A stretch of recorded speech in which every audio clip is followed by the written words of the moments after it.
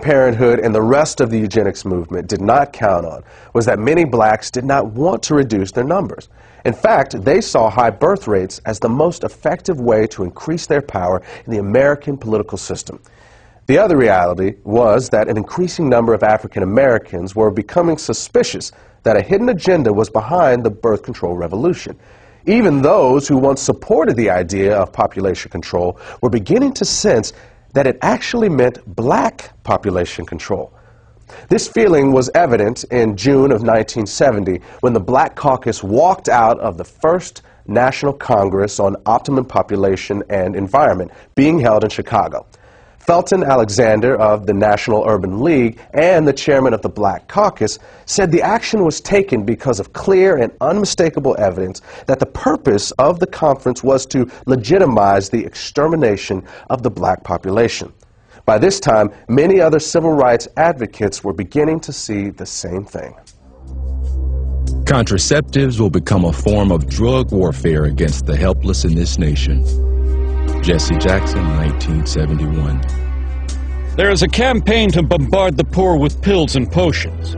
If this movement continues, we soon may be accused of fighting poverty by eliminating the poor and overcoming hunger by removing the hungry.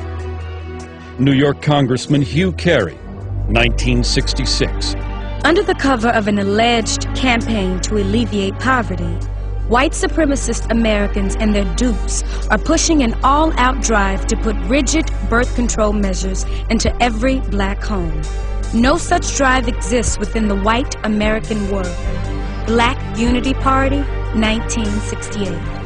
Birth control and sterilization in the wrong hands would be more deadly to Negroes than all the tanks, riot guns, cattle prods, billy clubs, and shackles we have overcome in the past. Dr. Leroy Swift, obstetrician, gynecologist, 1968.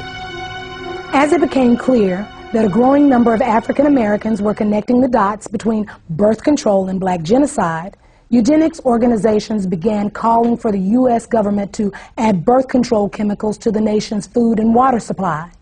It was even suggested that this strategy could be specifically targeted at urban neighborhoods. This idea was widely embraced in the eugenics movement and taken seriously enough by the government to be discussed at a 1969 meeting at the United Nations. Under the plan being considered, a couple could apply to the government for permission to have a child, and if approved, they would be given an antidote to the population control chemicals they had ingested in their food and water.